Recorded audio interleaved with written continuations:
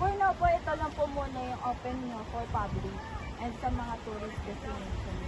Actually, ma'am, meron po kaming Mount Daraitan Summit, tsaka Mount Daraitan Hot Peak po. Kaya lang, iba po yung way niya, doon pa po yun.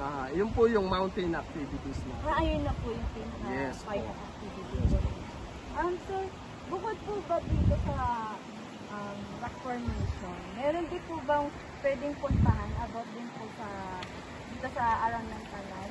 May any suggestion po at sir? Actually, ma'am, marami kami rito mga tourist destination sa bayan ng Tanay. Meron po Rihina Rica, Daranac Falls, Opo. Mount Kulis, Nagpatong Rock Formation at Batulusong at marami pa po iba na available. Any suggestion po para din po sa ating mga upcoming tourists na pupunta dito sa may rock formation dito sa Tinipak at ano rin po dito sa may buong Tanay dito? Yun po bang gusto nilang puntahan?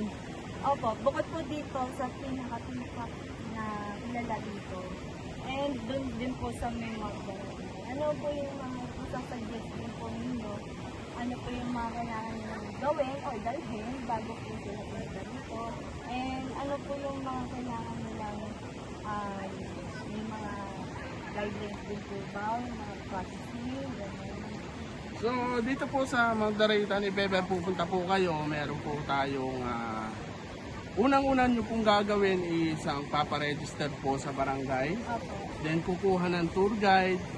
Tapos, kung kayo po ay mag-overnight, kailangan nyo pong dalahin yung mga personal needs, kagaya ng mga pagkain, Opo. mga personal things. Tapos, kung sakasakaling hindi po kayo makakapagdala ng pagkain, meron po kaming mabibilahan dito. Meron po tayong pwedeng bilihan dito, kagaya ng may mga kantin po kami, may mini grocery, if ever, doon na lang po kayo bibili. At may mga talipapa rin po na kung saan pwede tayong pumili ng mga karne, mga isda, na mga pwede natin pagkain po para sa oras.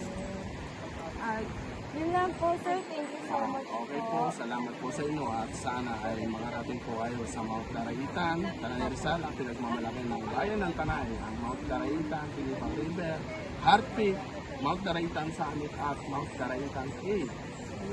Thank you, sir. So, ayun lang guys.